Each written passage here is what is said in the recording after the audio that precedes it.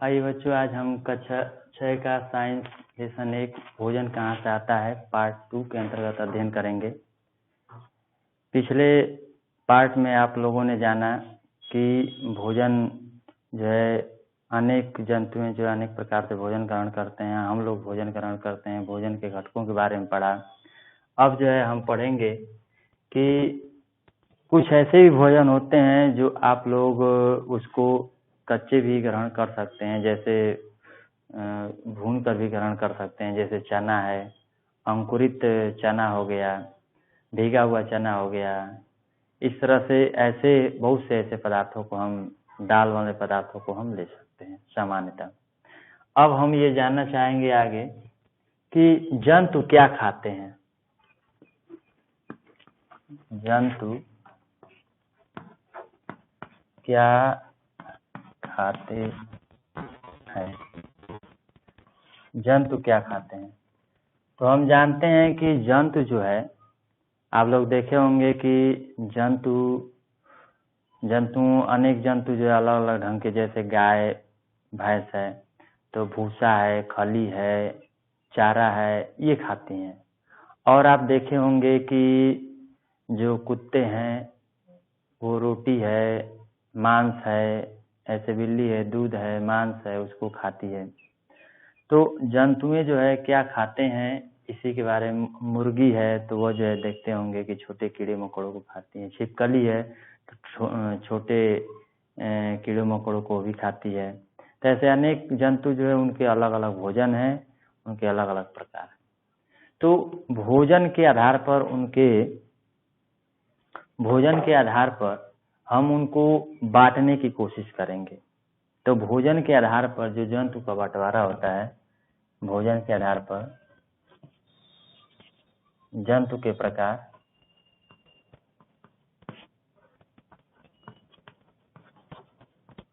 भोजन क्या खाते हैं, तो ये देख सकते हैं कि आपका थोड़ा सा एक जैसे दिखा दिया जाए। जैसे मान लीजिए आपकी गाय है तो आपका खली खाएगी, खली हो जाएगा, भूसा हो जाएगा, घास हो जाएगा, ये चीजें हो जाएंगी। और आपका मुर्गी है तो छोटे कीड़े मकोड़े हो जाएंगे, छोटे कीड़े मकोड़े हो जाएंगे,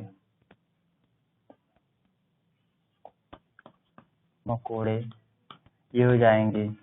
तो ये अनेक चीजें आप देख सकते हैं, सभी जंतु अलग प्रकार से अलग अलग चीजें खाते हैं। अब जंतुओं के प्रकार भोजन के आधार पर हम बांट सकते हैं। भोजन के आधार पर जंतु के प्रकार। तो भोजन के आधार पर जंतु के जो प्रकार है आपका, तो ये हो जाएगा। एक है शाकाहारी, दूसरा आपका मांसाहारी, और तीसरा जो है आपका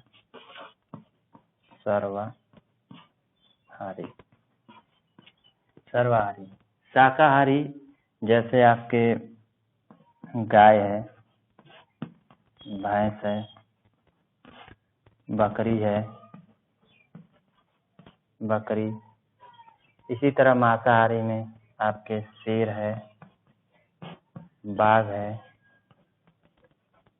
है, ये आपके मांसाहारी में आ जाएंगे। सर्वाहारी में आपका आ जाएगा मनुष्य भी आ जाएगा, मनुष्य हो गया, कौवा हो गया, कुत्ते भी हो जाएंगे, ये आपके सर्वाहारी में आएंगे।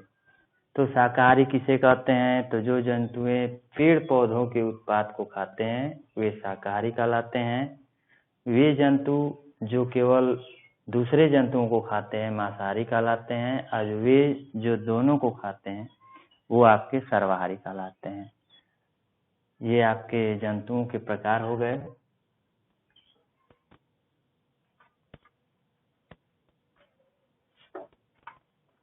और कुछ प्रमुख शब्द है जो आप लोगों के लास्ट में दिया गया है, इसको मैं बताने की कोशिश कर रहा हूँ। संघटक है, संघटक, खाद्य, मकरंद, ये सब चीजें क्या हैं ये थोड़ा जान लीजिए।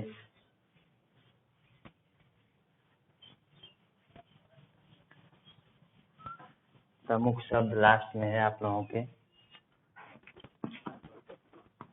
प्रमुख शब्द है, शब्द में आपका संघटक है।